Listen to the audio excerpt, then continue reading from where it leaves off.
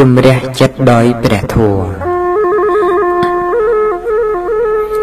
រុក្ខជាតិរស់បានអាស្រ័យទឹកភ្លៀង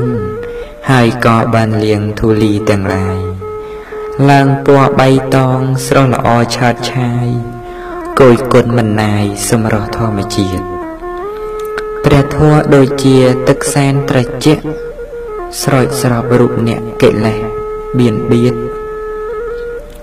ទទួលយកធម៌ចិត្តឥតចង្អៀតលាងចិត្តឲ្យឃ្លាតធូលីតណ្ហារាងកាយខ្លួនប្រាណយើងចេះសម្អាត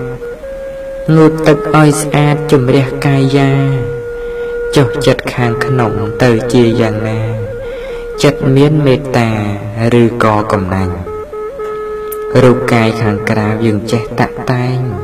ចុះចិត្តខ្លួនឯងមិនដេចមិនស្រឡាញ់ទទួលកិលេសជាមិត្តសម្លាញ់ចុងក្រោយគឺចាញ់វិនិច្ឆ័យអ្នកណាត្រូវយកព្រះធម៌មកលាងជំរះនោះទៅបានឈ្នះចិត្តបាបរិស្យាចិត្តមានព្រះធម៌ច្បាស់មានបញ្ញាដោយព្រៃព្រឹក្សាទទួលទឹកភ្លៀង